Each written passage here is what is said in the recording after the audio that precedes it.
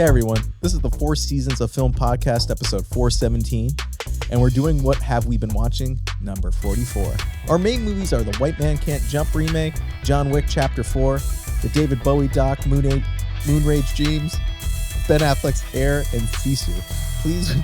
Plus, we get into a shit ton of other films. Enjoy. Hey, how's it going, everybody? Nice try. Oh, that's a movie quote. Nice try, asswipe, but you're just delaying the inevitable. That is from, is it Tommy Boy? Billy Madison. Billy Madison. I knew, right era. Had nothing to do with each other, those two movies, but okay, similar era because of the people involved. And the comedy, it was a good wholesome comedy back then. You took a bullet for the team this week because yeah. you went out there and saw The White Men Can't Jump remake. Well, at least I didn't go out there. I watched it in the comfort of my own home, so that was a win. Don't brag about that. That's disgusting. Did it get a theater release? It better not have. Because if you're bragging about not seeing a movie in theater, yeah, it's gonna be fun talking about that. Boy, your mama sure does love her schooling, son. Name that movie. Waterboy? No, that's Forrest Gump. Okay, whatever. Same era. 3 years later. Not even close. 3 years later. Right? Okay, anyway. But The White Men Can't Jump remake, despite what you may think of the movie, I have no problem with the movie. It's just sacrilege to remake some movies. And not only is White Men Can't Jump the original 92 version, a seminal classic of a movie, seminal classic basketball movie, sports movie. It was also one of Stanley Kubrick's favorite movies of all time. I didn't know that. That's amazing. Look that up. That's amazing knowledge for you to spin in your yarn brain right now. Well, you did call me Kubrick a couple weeks ago, so it makes sense. I love that movie. I even painted a picture of the poster. I got no memory of that. Oh, yeah. Well, like I would go back and listen to an episode. I've already lived it once. I'll just cut it out and send it to you. Terrible to think about. I can't believe listeners come back week after week. And thank you so much. We really do appreciate that. 417 episodes, whatever the hell we're doing. But yeah, so White Man Can't Jump. I did not take the plunge on this one. I physically could not strap my eyeballs to the screen. Again, nothing against the filmmakers or anything involved with it. It's not cool, man. It's not cool. Yeah. Don't keep doing this to me because I'm pretty much going to have to boycott Hollywood if it they keep remaking everything. Right. They're just trying to cash in on that familiarity. But why don't you tell me a little bit about it? What year did it come out? Well, brief synopsis, directors, Sure thing. All right. It came out in 2023. It came out this month, like 2 weeks ago, right? Sweet. And it follows the story of these two basketball players. One of them is he was on the track to be an NBA star, was going to be drafted to the NBA. Can't you just give me the log line? Yeah. two exact opposite characters team up together to hustle people on the basketball court. But you would never expect these two pairs to be playing together. But they have a common goal. Worst log line I've ever heard. It was in there somewhere. You do this for a living. You pitch these log lines for a living. Yeah, what I care about the stuff we make, with the log lines and stuff. Or the correct response is, yes, you write them, Nathan. I pitch them. Right. Thank you. There you go. And you should give credit where credit's due. Hey, man, I'm just here to facilitate. And who was the director of this movie? Shaquem. I forget who it was, to be honest with you. His name's Calmatic. Calmatic, there you go. Okay. I apologize so much. I mean, that wasn't even close. What was the main actor's name? Shatheed. No, Shaquem is the main actor. Cinco Walls, very good. Okay. As you know, I'm horrible at You just watched this, you just saw the credits, and you still can't remember anything about it. I remember the story. I remember watching it. Who gives a shit about the stars of the director, I guess? You're just like a Max. Did you read about that controversy? Yeah, my app changed on my... Little inside baseball here. Yeah. No, but they started... You didn't read about the creators thing? No. Oh, so in the new Max app, apparently, they took away the credits on every title, and it just says created by... And it like Taxi Driver says created by Martin Scorsese, Robert De Niro. Yeah, It just lumps everybody in together. They don't put writer, director, or anything anymore, and people are fucking pissed. I'm pissed, man. That's bullshit, man. It's like, and they're saying they're doing it because it saved them money, and then also they're getting that's just the way the culture's going with AI and creators taking over the internet. It's just it doesn't matter about real credits. Oh, major backlash, man. I don't know. We might have to have a podcast just on that. A different one, a side bonus episode. We should have an AI podcast just to get it off of our chest, because I feel like if we don't address it, then I think you got to take sides at this point, because it's going to get out of hand. Yeah, maybe next week. But we're going to keep it light this week, people, I swear. Especially with white people. Especially with white. Wow, Freudian slip there. White people can't jump. So, is the big update on the movie that they still can't jump? I mean, here's the thing, man. Like, this movie, it focused a lot on the basketball, which I think to the credit of the film was the right choice between the storyline and the basketball. I figure 30 years later we can learn how to jump. and there's jokes peppered in throughout all of that, right? The whole movie. But basically, it's just like, hey, let's redo the story, and then I don't want to talk shit about the movie though. I thought that the act like you're at a Hollywood cocktail party. The production design, especially with the tournament and Venice Beach, and just the color palette that they chose to shoot this with was just exquisite. But that's not really that hard to do. Venice Beach just kind of looks like that anyway. Yeah, and it gave some throwback to like the '90s era a little bit with some of the costumes and the designs and things like that to kind of like, hey, original White Man Can't Jump, should just watch this one. Okay, but I'm picturing if I would have seen this movie at home with you, I would have been fighting the urge to just stand up and yell no.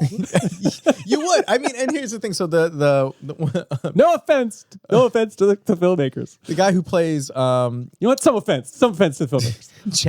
Jack Harlow plays one of the lead roles, and I know the name. Never heard his rapping. He might be a great rapper. He's a rapper? Yeah, I thought he was a singer. What's the difference nowadays? The difference nowadays? Okay. Hey, white man can sing. But all right, decent ball handling skills. I was like, all right, cool. I'm sure you got a lot of training. Help. You got a lot of training in college. Yeah, me too. I said you. No, okay, yeah, I did. I played basketball. Come on.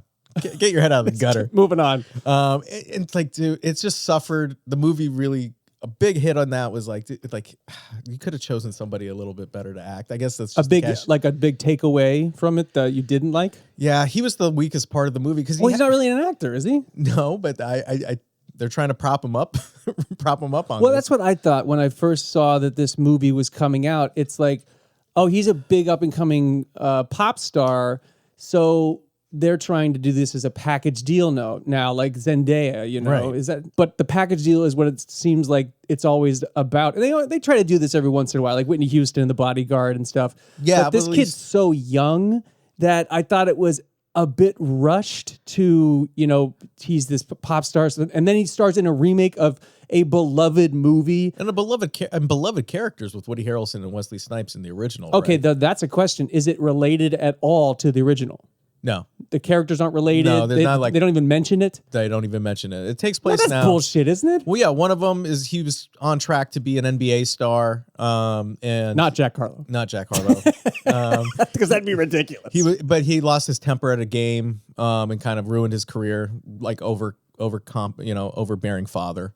And then you have Jack Harlow, who played for Gonzaga, blew out both his knees. Now he peddles like green juices or juice cleanses, and so he's got experience. Yeah, so he played for Gonzaga and blow out both knees, but now he's toiling the line of like I'm trying to get back into ball and be at the G League, the Gatorade League of the NBA. Okay, then I'm like kind of addicted to pills, but I'm not, and then I'm trying to be all zen. All right, but what did you think of the movie? It was, dude. You're pandering. It was basically a movie where you're watching people play basketball. Because at least in the first one, at least in the original one, you had like Gloria, Rosie Perez's character, right, and you had the whole mafia type of. I know. Even the mascots don't like. She doesn't like the remakes. And she's they're running from the mafia because he owes some debts, and then you got Woody Harrelson. He's trying to. They come together, right? They have some real plot lines. There's some real, circumstances here. One is like, hey, I need to make money. because my girlfriend's going to get a new job and it's half the money, but it's the job she really wants. And my juice cleanse isn't going well. And then the other one works for like a Amazon ripoff. And he's like, I can't do it because everyone recognized me. Ain't you that guy that blew up on television? Ooh. And so together they band together to, hustle some people and win a tournament in Venice Beach. Keep talking to me about plot. I'm uninterested in plot. I know what possibly happens in the movie. You need to tell me Criterion Collection essay me real quick on your opinion of the movie. The struggle between race relations and opinion. There was no story. The characters didn't have that much depth to them. Like it was like, hey, okay, cool. Like even like Jack Harlow's character is like supposed to be like this weird, like turn it up 50% Woody Harrelson because a hippie character, right? And then you got Wesley Snipes' character, which this guy he was just like, hey man, I fucked up and I'm trying to redo my life. And, ball is life. So, like, let's keep going. So it's, like, very mundane, and you're just following them. You don't feel, like, the real connection. You want to walk that back? Ball is life. Is that a Ted Lasso quote, or is that from this movie? It's not. It's not from... Yeah, I guess it was part Ted Lasso, but I thought I saw T-shirts back in the day that said ball is life. Back in the day? Back in the day, yeah. Like, how many days? How many days ago is this? I was like, at least 2,000 days ago. Ballislife.com. Yeah, there you go. I don't know where it came from, but... Yeah, you must have something up your sleeve. Yeah, I'm gonna get me a pair of Jordans now and everything. But it's just basically it's like, hey, let's do some cool action shots of basketball, and it's not like it's even that crazy. I felt like the athleticism between the original versus the new one, like they were like doing crazier stuff. I mean, I feel like I need to read the IMDb synopsis of it just to kind of clue you in on how they're marketing the movie. Mm-hmm. I'd love that. A remake of the 1992 film about a pair of basketball hustlers who team up to earn extra cash. Where's the drama? There is no drama. He's like, hey, I'm not making any money. And the other one's like, I want to leave whatever Amazon ripoff. And okay, so there was no reason to remake this movie. None at all. Yeah, just go watch the original.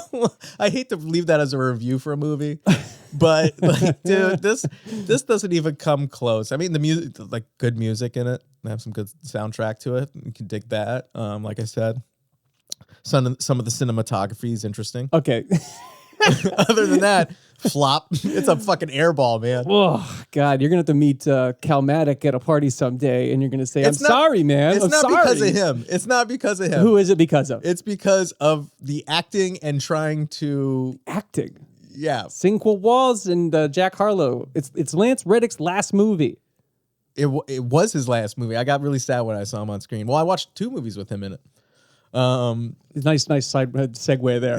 Can we stop talking about this movie? It's making me uncomfortable. Okay. I don't want to talk so much shit about a movie. Fine. But like, I think they know too. Should I do mine this week, or should we go straight to John Wick Chapter 4? It's up to you, man. Which way do you want to take a fork in the road? I'm gonna go to mine. I watched a movie called Sisu this week. Okay. And I would endorse this movie for you. It came out overseas last year, but it was just released here. You can find it on pay-per-view or on demand or whatever. But it is about an ex-soldier during World War II who discovers gold in the Lapland wilderness and tries to take the loot into the city. But this band of Nazis, by this brutal SS commander, they're trying to find him and get the gold and steal the gold and kill him the whole time. Wow. And it's a Finnish movie. It was filmed over in Finland. And the director, I mean, in this weird way, you don't probably know much about Finnish cinema, but I think, you know what? Most days you would be wrong, but yes, you're right. Finnish, let's see. Famous Finnish films for 300, Alex. Fuck, dude. I don't even, okay, I know. What is this one called? Sisu? Sisu. No phones? No, don't worry. I'm just turning it off. It's not even related to movies. I wish. But yeah. So the idea of the movie is amazing. And then when you start watching it, and again, you don't know about a lot about Finnish films, but they are very Finnish. I mean, that makes sense to me. They represent their culture. For me, when I watch them, they immediately remind me of that this was made in Finland. Is there an example of a Finnish movie that I may have seen or watched? The only one I think that you would have seen wasn't that you went to the San Francisco Indie Fest and you interviewed the horror directors where it was like the bunny costume murder movie. Oh yeah, wasn't that Finnish director? Was he Finnish or Swedish? That is a difference. Yeah, that's what I'm saying. What's his name? His one guy's name was Roloff.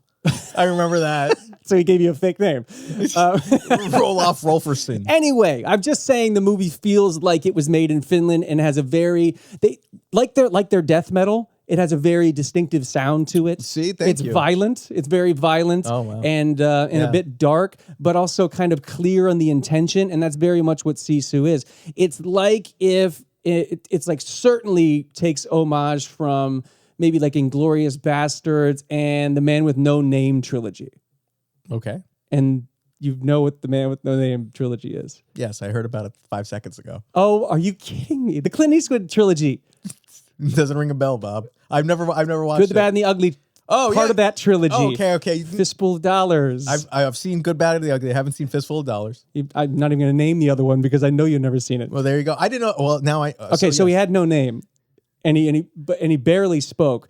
But in Sisu, like I said, it crosses two genres where outlandish, cartoonish, disgusting violence like Tarantino does in Inglorious Basterds and even Kill Bill. Yeah. But also this kind of like wandering rogue guy who never speaks, but he's supposedly a real mythic character that existed and he killed like 44 Nazis himself or something like that. Oh, wow. And they like Sisu's a term of courage or something. And so it's like about this guy's grit that he seems like he's invincible, this guy. And that's the fun of the movie. It's like, the poster says like glorious carnage is one of the reviews. And that is true because it's an hour and a half and the guy's totally just on the run from this group of Nazis. And you can't even pick your jaw up off the floor long enough before they up the ante on the stakes and how fucked up this guy gets and gives out to this band of Nazis who are after him. It's fun. It's funny. It's a little tragic and dark too, because anything about World War II, it's hard to kind of laugh at it, because it's a very serious subject. But in the way like Inglorious Basterds did its service, this does it too, because there's a spirit about the guy. He's so rogue and badass. You want him to win, even though he's getting blown up, 5 times out of 10. His dog's with him the whole time. Dog's getting blown up all the time. The dog's okay, though, right? They keep, I can't tell you that. It could be like Llewyn Davis. God. Yeah, right? But that's, you watch the movie because you're like, this guy needs to win, and the SS officer needs to die. So I definitely recommend you watch this movie. It's, in that, we're going to cover John Wick 4 after this, but I think in that kind of John Wick way where, I've seen 2 of them, and I get that the movie, it's less about plot and more cool-ass action scenes, and that's it. That's an endorsement of the movie, and I didn't know that going in, and I'm usually not a big fan of the reverse of that. I like plot more than the action, but sometimes you just want to turn on a movie like John Wick or Sisu and watch really talented filmmakers blow and fuck shit up. Right. At least I have learned to appreciate that, and especially for the person sitting across from me. Yeah. So that's my pick for you for the week. I always give you an endorsement. Sisu. Sisu. Okay, by the way. Text me that. I'm looking right at you and I spelled it. Well, I know, but I'm not going to. Which leads us to John Wick. John Wick 4. The final John Wick. Wait, this is the last one? Yeah, they're not doing any more after this. They might do spin-offs. Did you just do a spoiler for me, like that's in the movie? Because I didn't hear that until you just told me that. Oh yeah, I thought you read the trades. They were talking about it, but I read the trades and they never said one word about this being the last one. But John Wick 4, well, at least maybe with. Never mind.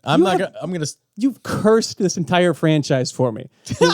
You ruined the second one by telling you Wikipedia the plot for me while we were watching it. One point. It was like no. You Wikipedia'd the plot while we were watching it and told me what had happened and what was going to happen. And now with John Wick 4... Now what was going to happen. Now with John Wick 4, you've just told me this is the last one, so why the fuck would I want to watch this? There's no suspense. Well, you don't know why. You don't know why.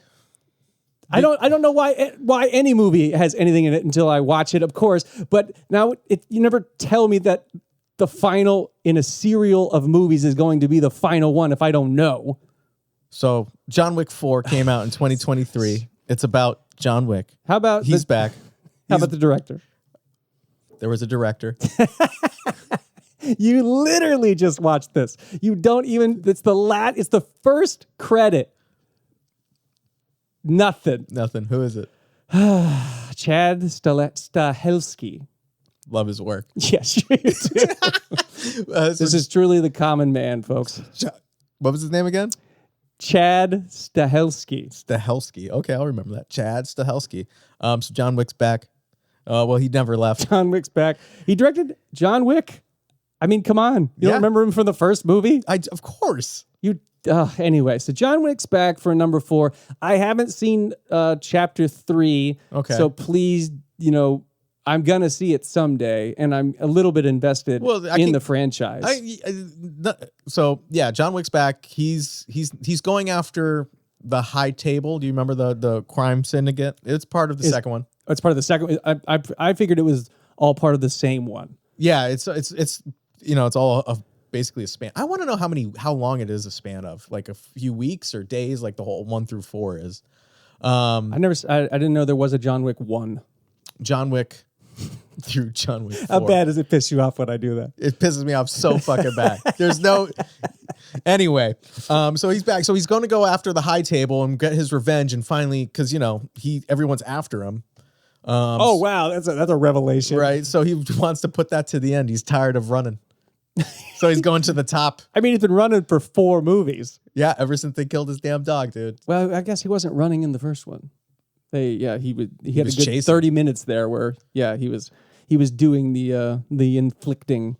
But the character endures. So, I was excited by the first 2. So and I see, Lawrence Fishburne pop up in this one, and then I guess one of the Skarsgårds is in this. Yeah, he plays the heavy. Nepo. Just kidding. Yeah. We should have a little alert every time there's a Nepo baby. Just a little buzzer. Nepo baby. So he plays the heavy in it. He's one of the top in the High Table. So John Wick's coming for him. He was all right in it. Okay, but all right. First question out of the gate. You just said the same plot as every John Wick movie, but what distinguishes John Wick Chapter 4 from any of the other ones, besides it's the last one? Because it's kind of like he's been going up through the crime ranks in every single movie. So now, meaning what? Like he went after the dude's kid. He was like he keeps upping the ante on who he's killing. Yeah, right, or surviving from, right? So, got it. So this is like the highest echelon. This is like the final boss at a video game. And then please don't say that. And is he gonna win or is he gonna lose or what's gonna happen? You don't know. But you're along for the 2 hour and 45-minute fucking nonstop in your face. I mean, the fact that you are equating movies with video games out in the open now, between AI and that distinction, I'm in real trouble here. Well, it's just like anything, man. You climb up a mountain. You climb up a video game. You stumble down. I don't know. You fall down and roll. Yeah, I don't know, man. But no, the mountain gets blown up by some younger, dumber asshole. Yeah, because he can't be running forever, man. Something, so he has to put an end to it. Well, he's got to be beat up at this point. I mean, the guy's been through hell. Like the thing is like the amount of how these guys just like take like blows and shots and stabs and things like that, and they're like, yeah, it's okay. Like what the fuck? How is that even possible? But part of the character, part of the mythos, right. And it's why audience keep coming back for more. And what's weird is we keep expecting him to get up because he's always going to get up because he's John Wick. Right. And apparently you're telling me he doesn't in this one? No, I never said that. You don't know what happens. I told you he has a way out, man. It just kind of like the Marvel movies as they were coming to the end of whatever phase the Endgame was. And my biggest gripe was, the world is going to end because of this one. And you go, well, probably not going to end because this is the Wasp versus Ant-Man. Yeah. But that's not the same phase I'm talking about. Fact check. Yeah. But it's the same thing with why am I watching this if he always gets up and he's going to survive? Well, first off, I'll give you a couple reasons. He's in Paris. The second half of this movie's in Paris. That's why I'm watching it, by the way. Yeah. Okay. I know how much you love Paris. And Japan. not So John Wick goes to Japan and Paris and the desert. It's like Adam Sandler with Grown Ups. They just keep choosing a different locale. Yeah, but this one, I will say, like, at first I was like, shit, man, how are they going to sustain 2 hours and 45 minutes of like a straight action Oh movie? my God, it's 3 hours long. Almost, yeah. And I was like, fuck, man, I hope they do it. And you know what? Fucking A, man, they fucking delivered. God damn it, dude. Because I was like, dude, how am I gonna watch 2 hours and 45 minutes of action? But in this one, it gives you a lot more plot than a lot of the other ones because it's tying up all the stuff. So there's different things you learn from the different movies. Now it all makes sense. And then boom. Is John Leguizamo in this one? He is not. Okay. I saw him in the original one, and I thought he was in that movie for all of like 5 minutes. Obviously, he ended up on the cutting floor, but was he in any other ones? He was in the second one. He came back to him, right? Yeah, I just figured he'd be a bigger part because it seemed like there was an importance put on him, and then they just kind of bailed on him in the original one. Yeah. I mean, they went to like a garage to get a car, and it kind of looks similar to the one from the first ones, but Dynamite wrap up and there. then there was this. So basically, in this one, he also has kind of like a nemesis / you don't know what side that this guy's on. He's a blind assassin that comes out of retirement. Originally, he's hired to kill Wick, but throughout the whole thing, he respects him too. So it's like, he's not super happy that Bill Skarsgård has his daughter and made him do all this. So he's kind of on the fence. You're just giving me plot, man. I don't want oh my plots. God. As far as like a character and you're thinking like, oh, it's a blind assassin. Like this, how far-fetched is this going to be? Like the dude fucking pulls it off, man. That's interesting. And like the choices he has to make and the way he does his kung fu and his guns and knife fights and all that. It's like, wow, dude, that's a lot of detail to kind of put into a performance and into a character. The Skarsgård kid? No, is the guy. blind? No, the guy the character's name was Kane. What's the gentleman's name? Donnie Yen. Donnie Yen, dude, fantastic fucking performance in this. Like blown away. Like, and then you got Keanu Reeves, of course. So how many people are after John Wick in this one? The whole fucking world. Yeah, man. but specific. I guess we're gonna go with your route. Video game bosses. Fucking at least 5. 5 people trying to kill him. And then, of course, all the like henchmen and other assassins when he's trying to get from point A to point B. I really like in the original when there was the female assassin who breaks the rules and then she gets punished for it. Right. At the end. That's what kind of hooked me in the whole series. It was like this weird code that assassins have. I wish I would have watched that show Killing Eve. You ever see that? No, but I know what show you're talking about. Yeah, you should go back and watch that. I'll watch that separately for obvious reasons. And but it's about an assassin and the person that's tracking her down that works for the government. And it is a good assassin film or TV show has to have the respect of like assassin lore, or assassin logic, and like this club where, if you're going to do this as a profession, then you uphold the integrity of being an assassin and not just like you're going around just killing random people. If it's going to be a job, you're going to be good at it. It's a profession. Yeah. and profession. There's something about that I can get behind with assassin movies, and they're not just silly to me. And that's one of the coolest things about the Wick series is because the John Wick series. Yeah, I was trying to be cool. Yeah, Candle series.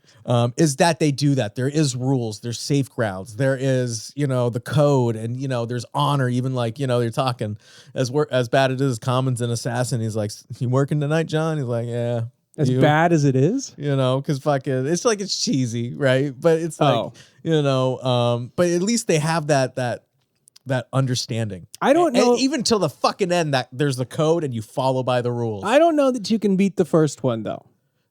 The first, yeah. I've only seen 2 to its credit. So when I finish all these, I'll have a better judge. But the first one is kind of perfect for what it is. It's perfect. Right. And throughout, and the coolest thing is how many practical stunts and stunt people were doing these fights, and then throughout the franchise, more and more money, you see a little bit more of the CGI. Like, I understand you're not going to really shoot a bow and arrow into somebody's face, right? You're gonna do that safely, but at least the moves to get there was Rick Baker could do it. Yeah.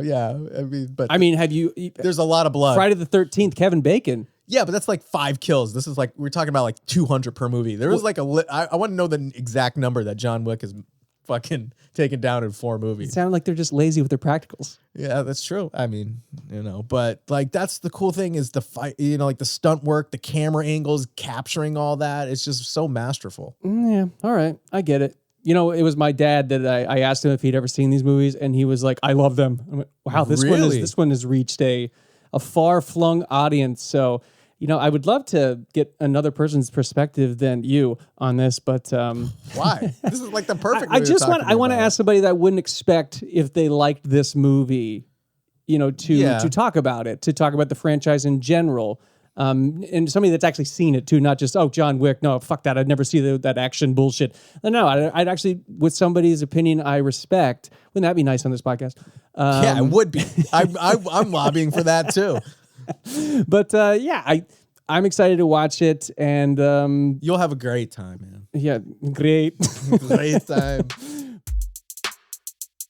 Today's episode of the 4 Seasons of Film podcast is brought to you by Phil's Coffee. Phil's specializes in handcrafted coffee made 1 cup at a time. Visit a location today or find them on the web at philscoffee.com. That's Phil's with a Z, coffee.com. Find the beans you're looking for. Great time. We should move on, and I'm just going to throw a couple other movies at you that I watched this week. I mentioned Sisu. I watched the David Bowie documentary, Moonage Dream. Oh, awesome. Man. I know you probably wanted to see this, although you've never talked about being a Bowie fan. I love David Bowie, man. I mean, who doesn't love David Bowie? But, name an album. Ziggy Stardust. And? The Flying... and outer space. Wow. I mean, you're on the right track there, I guess, but boom. Ziggy Stardust and ... Under Pressure, because that was a single. Oh my. But exactly. So glam rock is not exactly your cup of tea. You like to drink highly caffeinated death metal. Yeah, but I love it all though. But how could you not be a fan of David Bowie? And that's why Brett Morgan directed this. He wrote and directed this. I am a huge fan of his. He started out in this business with a documentary called "The Kid Stays in the Picture." Oh yes, about Robert Evans' life. I've watched that. I've seen it probably 50 times. It's one of my favorite documentaries about show business. And then I just rewatched for the 10th time Cobain Montage of Heck, which he also did. Yeah, which you've seen once. Right, I have seen it once, and it's. Yeah. And it's insanely good. I'm sorry. Yeah. It's so good. It's like the definitive Kurt Cobain documentary that everybody always asked for. So I was very excited to see his take on David Bowie. And in this very strange way, I think you would end up throwing your high heels at the screen. Why? Because, I absolutely loved it. Like 10 stars out of 10. 10 stars out of 5 or 50 million stars. But it's not your typical documentary. It's more of a visual interpretation of his life. There's no interviews. There's no origin story.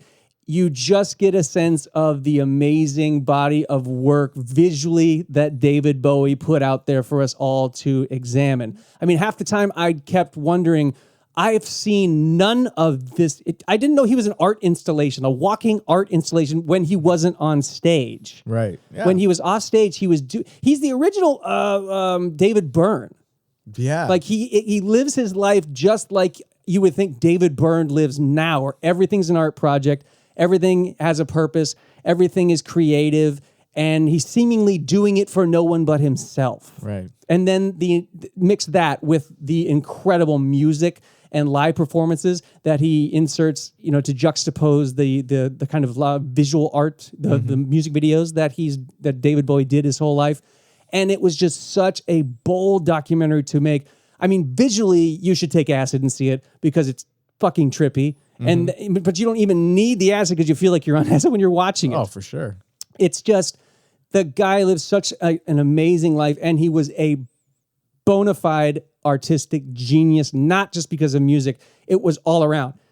He should be studied, and his body of work should be up there with Rembrandt's and Picasso's and any great master of art of all time. And this documentary proves that.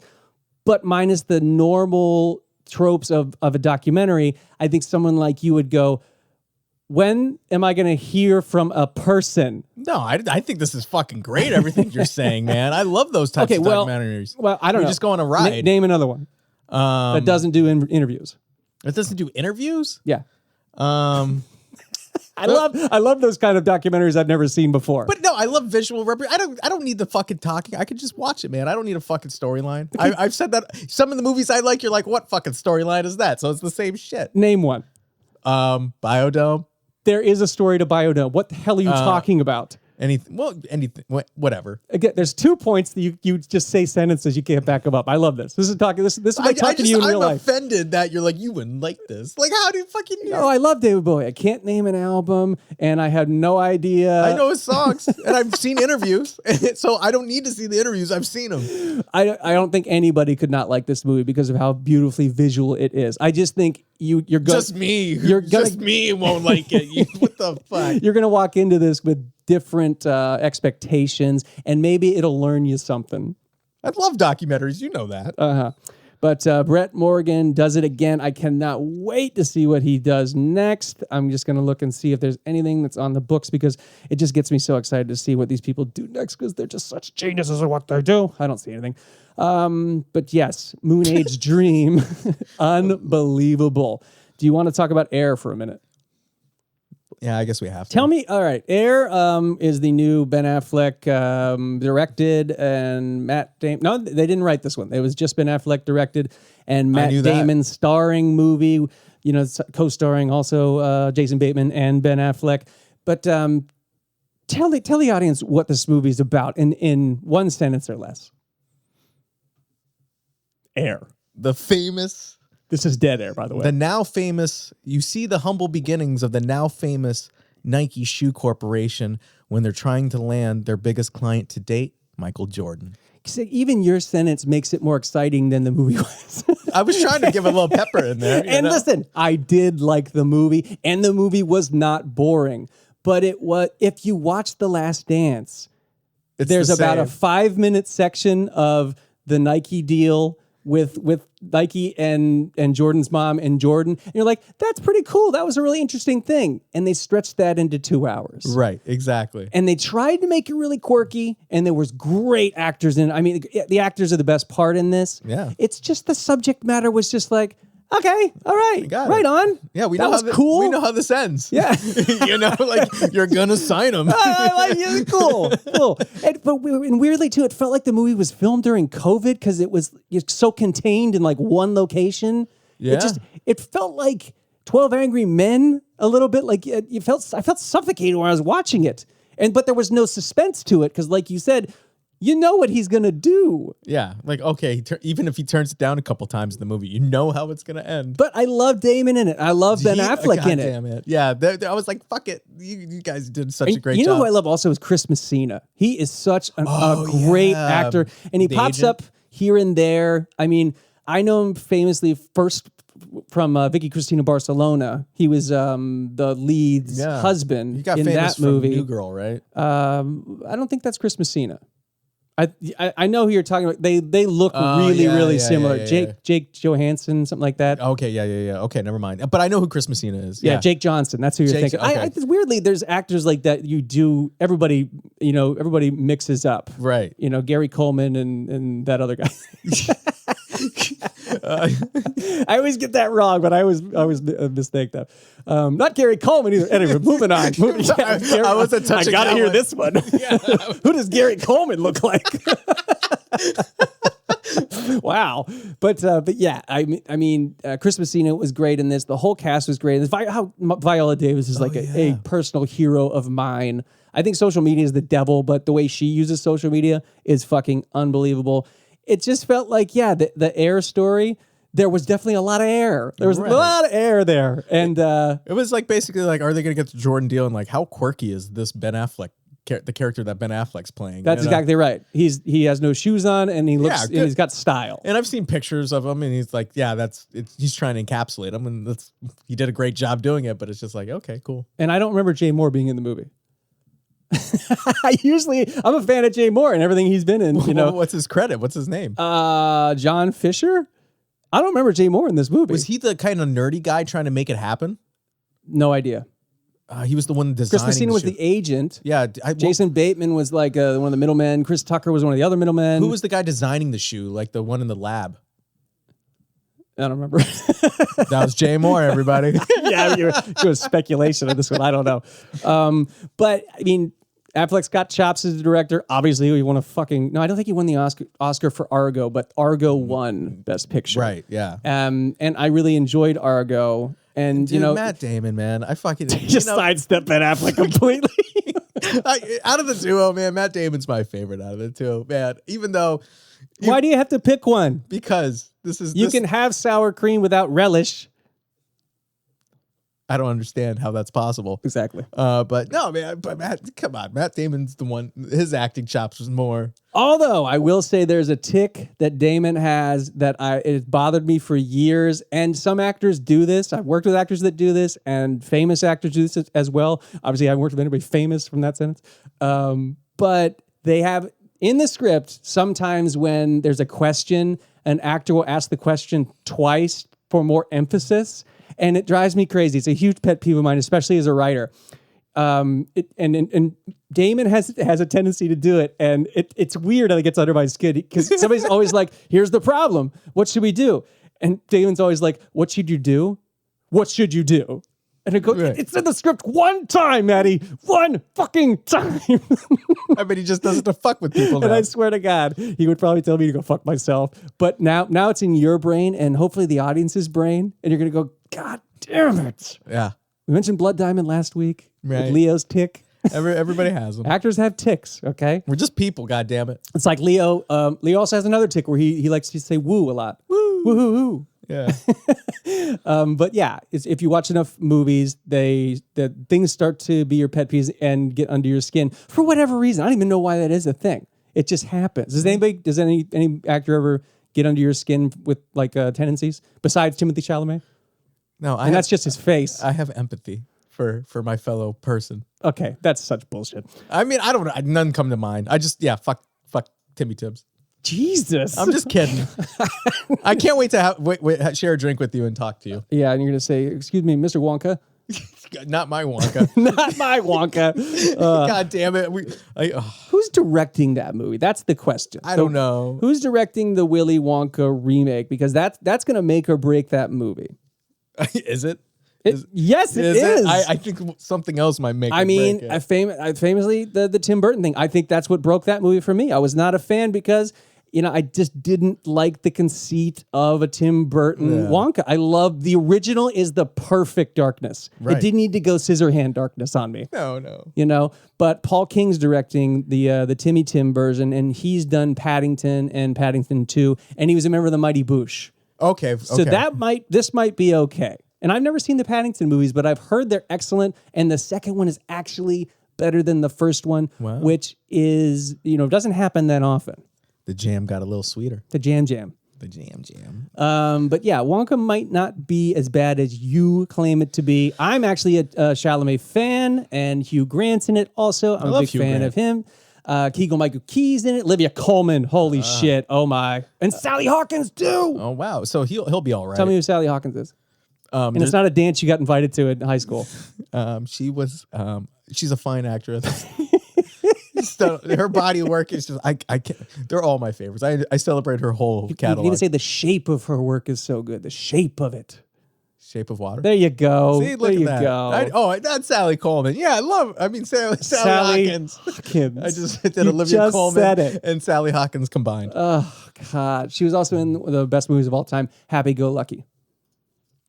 Good for her. Yeah, good for her. Andy says. I'll take your word for it. You ever seen anything directed by Mike Leigh? I don't know. Have I? God, Andy. Dude, what do you want me to do, man? See more fucking movies. I have seen them. I just don't remember. It's all the names and the credits that those. I remember the feeling. Listen, I watch the movies. I don't fucking memorize who made them. I make the movies. Right? I don't. People are gonna be like, "Who's this schmuck?" Oh God! All right. What else did you see this week that I can talk to you about? We first night. Can you go like most recent movie to oldest movie? Oh, okay. What about The Man in the Iron Mask? First time That was watch? 1998. You didn't watch anything after 1998? I've been watching new movies, man. I've been watching The Wick. I've been watching The Wick. No, there was another movie we watched. I don't have my notebook with me. I left it in my backpack. You watched these movies and you can't remember what you've watched. I watch a lot. I'm just like boom, boom, boom. That's why I write them down now. Oh my! That's so why. they're But I left my basically notebook. they're wasting. They're time wasters for you. No, Come on, think. We got time. The Man in the Iron Mask. That's one. Okay. First Night. First Night. That's another one. Cool. and then we watched Air. We watched. We watched. How many would you say that you were forgetting that you did watch? Like one or two. Oh, okay. That's not terrible. Yeah. But still, I don't not remember a movie I've seen the past week. It's been 2 weeks. Oh, okay. It's the other week that's a little fuzzy, man. All right, fine. Well, let's talk about The Man in the Iron Mask. Let's just do these real quick. Wow, I can't believe I haven't seen that before. What a great film. Man in the Iron Mask is the movie that Leo did right after Titanic. He got off the set of Titanic and then reported to work for Man in the Iron Mask, directed by Randall Wallace. An 1998 release and written famously by Randall Wallace, but based on a book by Alexander Dumas. Very good, Andy. I think it's the dumbass commercial, right? Well, I know who wrote The Three Musketeers, man. I'm not that dumb. I sporadically put it on last night. I saw this in theaters in 98. And I got on this sort of Leo kick lately where I'm seeing the back catalog Leo that I hadn't seen before, but I had seen this one once. And let's just face it, in 1998, we were all just jealous of Leo. Yeah, he was the it person. Yeah, and as a young man, you look at a guy like that, good-looking guy, he's getting all the women, you go over to a starting girl's Titanic. house, you see the fucking posters on her wall. Oh, I know. Leo, like, God damn it, Leo. Romeo and Juliet. Oh, that was the one. Yeah, that was the one. And then Titanic comes out, and it just blows everybody's mind. I mean, he dined out on being that era of Leo, and he's still doing it. God, man. There's still women that watch Titanic that are 20, 30 years seemingly removed, and they're still dating Leo. They love Leo. They see him and they go, I want to date that. And I wish I had that type of chutzpah or the type of... in certain communities, you do. Okay, well, news to me. You just got to find the community. It's out there. Everybody has a community for them. That's true. Well, come find me. And I'm going to put your picture up more. So Leo's out there making a French historical piece. And very quickly, what did you think of it? Fantastic, man. I loved this movie. It was so fun to watch. The acting was great. The fight, the sword fights. I love anything that's like knight / like musketeer-esque type of, like castles and shit like that. I could watch that all day, man. So, well, and I've never seen it before. Into the continuation of what happened to the Musketeers. I never read I never read either book. Let's be honest. But I know of the Three Musketeers movie, and I know of them. I think at the cast, number one, Jeremy Irons, John Malkovich, Depardieu. Who am I missing here? Gabriel Byrne. Gabriel Byrne. That is the biggest strength of the movie. And you got to give it to Leo on the two performances. I mean, when he plays the little whiny king, he plays it damn well. But then when he plays the king's twin, he's a softer version. I actually really like that version. Now I go, wow, you can actually see just in the way he carries himself that this is a very fine actor playing two different roles, because there's scenes when he had to interact with himself, and it definitely feels like it's two different characters and not the same actor. For sure. That's the hardest thing to do in the world. Do you ever see that Tom Hardy movie where he plays dual characters as the brothers? Oh yeah, the Cray brothers. Oh, what was that called?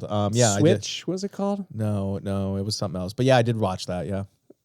And oh, dude, come on. Tom Hardy fucking he remember, it's a podcast for some reason. He is a fantastic actor. I had no doubt he could pull it off. Legend. That's what it's called. Yeah. I've actually never seen that movie, and I've pretty much seen everything that Hardy has done. and I think he's a genius. So I'm gonna have to circle back around on that one because that just seems like that's amazing. Yeah. But yeah, Man in the Iron Mask. I'm glad you like that. I thought I would put on a French epic like that, and you would probably be bored out of your mind. You see, you just assume so much. I've seen you fall asleep to more movies. It's not because of the movies. It's because of my tiredness. It has nothing to do with the movie. We're doing a lot of 90s movies this week. We also watched Toy Soldiers. Oh, yes. That was the one I was forgetting. I knew it was. See? But Toy Soldiers, and it's not Small Soldiers. Which I thought, too. Not Small Soldiers. This is from 1991, starring Sean Astin and Will Wheaton and Keith Coogan. Directed by Daniel Petrie Jr., who also directed... You said it when we finished the movie because you looked it up. You're killing me. You are killing me. You spoke the words. I was so proud of you that you committed something to memory and you spoke the words. Well, today's a new day. I don't know. I don't remember, man. See, that's fine. I know these things, but it just All right, goes famously, he wrote Beverly Hills Cop and Turner and Hooch, The Big Easy, and Toy Soldiers. But he also directed In the Army Now with Pauly Shore. Which I thought after we finished Toy Soldiers, that's the first thing you said. That was the same director as In the Army Now. And I mean, my God. You see why I forgot that. But yeah, Toy Soldiers kind of blew me away. It's about a group of troublemaking boys deciding to take a stand when terrorists seize control of their boarding school. Right. And it stars a very young, pre-Rudy Sean Astin, and he tries to play Mr. Cool Guy, a badass, and he doesn't not pull it off. It's just like, come on, dude. I see you. I see you in all your other roles coming after this, and then where's his inhaler? Right, and that was the thing. It's like he was trying, but if this was the first movie you ever saw by him, maybe he might have pulled it off. It kind of reminded me of the kid from the Breakfast Club when they decided to make him a badass. Oh, Judd Nelson. Judd Nelson was always a badass. What the fuck are you talking about? Emilio Estevez. Oh my dear Lord. These people are badasses already. Less so Emilio Estevez. How could you even say Judd Nelson? Wait, John Bender. They tried to make John Bender. There's only one left, Anthony Michael Hall. There you go. And he was a little nerdy, dweeby kid and everything. They try to make him a badass? Have you not seen him? He was in the fucking Dark Knight trilogy as like a badass reporter, for God's sake. Oh, I thought you were talking about in the Breakfast Club. No. I misunderstood you. They try to take these kid actors who play kind of like nerdy, dweeby roles, and then I don't know whether it's them or whether it's Hollywood. They go, well, let's see if he can do like a cool part. And now I got where famously, you're going. Anthony Michael Hall came out for me in my life in Edward Scissorhands, and I went, no. Oh yeah, no. He plays the varsity jock. And for some reason, it was all just me. Nobody ever agreed with me on that. And they went, the movie's so great, and he's perfect. And I always went, it just felt so off to me. They want Edward and him. It would just really felt, but he's not like a box office, cachet Anthony Michael Hall in 1990 when Edward Scissorhands comes out. He's Anthony Michael Hall. He's great and everything, but he's also, didn't they call him the dweeb or something? Yeah, he was the nerd.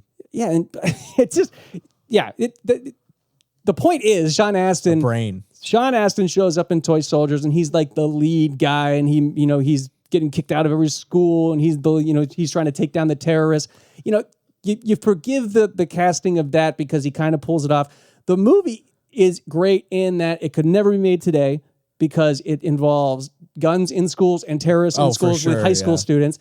But the movie does, in that 1990 way, the movie does not pull punches when it comes to, the way that it portrays violence and guns and bombs, and the terrorists scare the shit out of you. I was surprised how bloody this was. Yeah, and then Will Wheaton shows up, and he's also trying to out-cool Sean Astin in this. Yeah, well, they're the Billy badasses of the private school or the prep school. But again, Will Wheaton, all I can think about is like, that speech about lard ass in in Stand By Me. He doesn't come off as the coolest guy in the world, but he definitely comes off as cool in this. And the way, what happens to his character is actually like, Sean Astin was probably like, God damn, I wish that was my character. Yeah, can we swap? Yeah, that's probably talked about it a lot of times during the movie. But I was blown away. I'd never seen Toy Soldiers. Shout out to Jules because she recommended that one. That was unbelievable. I really, really dug that. Also, I'm just going to run through these, and you I'll stop you. you when say I'll- seen it and maybe a comment on it, or we'll move on. Okay. I also watched The Devil's Own from 1997, starring Brad Pitt and Harrison Ford. Just stop me when you've seen something, okay? I will yell. First Night from 1995. Yeah. Okay, First Night from I've seen that. 1995. First time watch this past couple weeks. Are we going to get in trouble for mentioning the gerbil story with Richard Gere? Just look it up when you have time. I'm sorry, but around this time, whoever started that horrific rumor that they ruined his career and they need to be sued. But if you think about it, especially in today's day and age, like that took a lot. Like everybody was in on it. This was before the computers. internet. Before the internet. This was just gossip we spread around. Yeah. Oh God. Okay. So First Night comes out, and that's all I can think. I didn't see it in theaters. I think I probably watched it with my grandmother at home, but I don't remember watching it. Directed by Jerry Zucker, of all people. Yeah, I couldn't believe that. Jerry Zucker of Airplane. He's directing a very, very serious movie. This is after Ghost, though. Yeah, He I directed- didn't know he directed Ghost until after we watched that. Yeah, was like, I what mean, the fuck? that is some serious 180 shit there. And with First Night, I kept thinking the whole time, this is definitely not the heavy hand of a drama director. Something feels weird about the cinematography. Something feels weird about this movie. Someone seems like they're a little over their head here, but the movie's still really enjoyable. It's about, it is. It is. It's about Lancelot and Guinevere and the Knights of the Round Table and the seizing of power, from Arthur.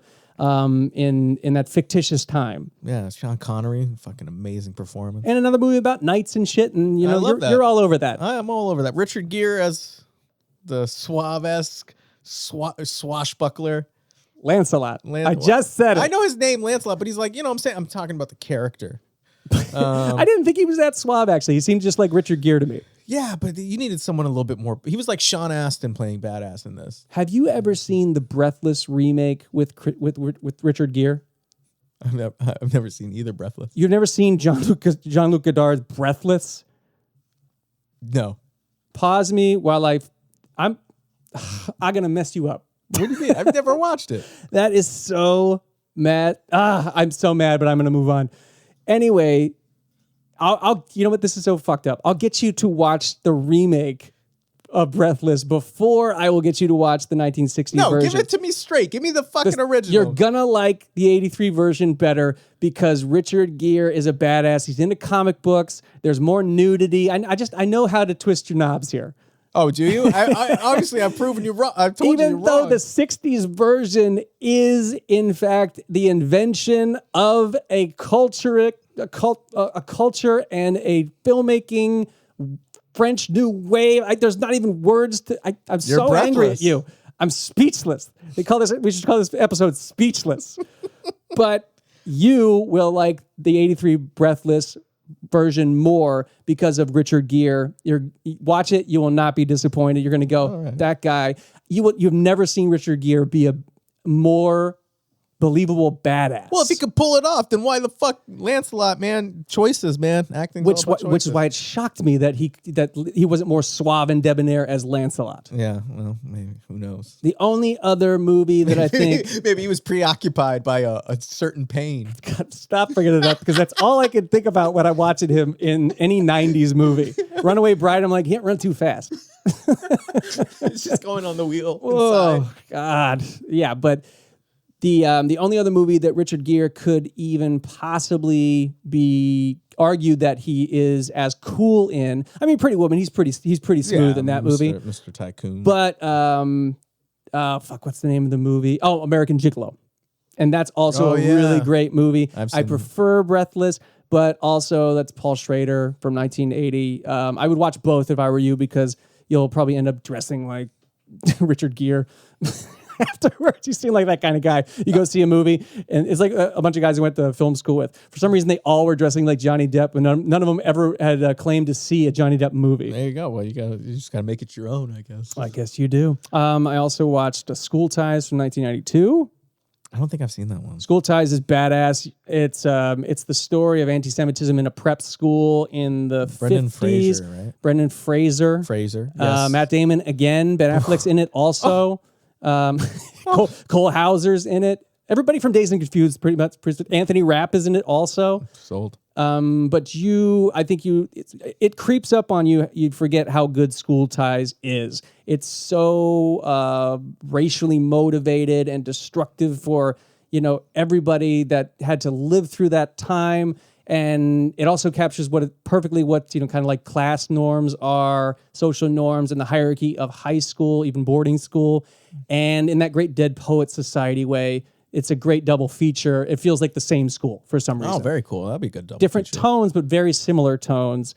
And then what do you call a triple feature? Triple feature With honors right on top of that. I've never seen this. You would. I've been said you would enjoy that movie, so you should watch It's it. Brendan Fraser again and Joe Pesci. Joe Pesci, yeah, He plays the homeless guy, but very he's smart guy. yeah, he's very yeah. He's very smart. He's very smart. He was a professor. You can't tell me anything else about the movie because you've told me it a million times. Yeah, well, dude, a million times. Now I know how you know that I know you feel when you tell me movies. I'm not going to talk a lot about the Sisterhood of the Traveling Pants from 2005. I haven't seen that, but I heard it's delightful. It is delightful, I actually. heard it's great. I'm a sucker for a rom-com, even though I wouldn't consider this a rom-com. This is more a coming-of-age story. Okay.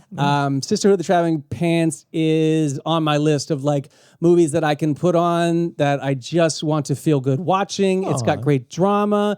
What else can I say? It gave all four of those ladies their start, it seems like, and they're all excellent in them. And young actors can go either way, but for me, it really, really gave America Ferrara.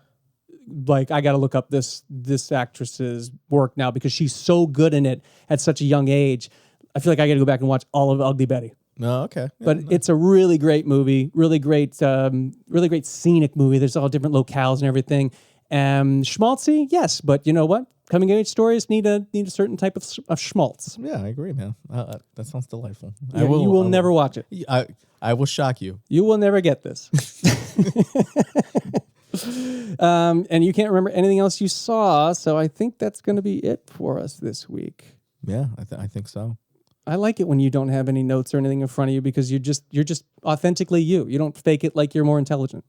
I am intelligent. Forget your notebook every week. Well, I got to remember what movies I watched. I'm gonna bring in my movie journal. I don't think so. If it has cheat sheets on it, No, and it stuff doesn't. like that. I'm not fucking. I trust me. I don't need that much, man. I just need to know. Oh yeah, see, like school. Toy Soldiers. I forgot we watched that. That was in my notebook. What did you almost say? Small Soldiers? Almost again. Yeah. Fucking can't break it after even seeing the movie. This is the mind of Andrew Pesha. Yeah, Can you do a good Burt Reynolds impersonation or Charles Groding before we leave? I'll have to go with Reynolds on this one, I guess. I mean, Charles Grodin. By the way, Andy's not known for any impressions, by the way. No. This is just fun for me.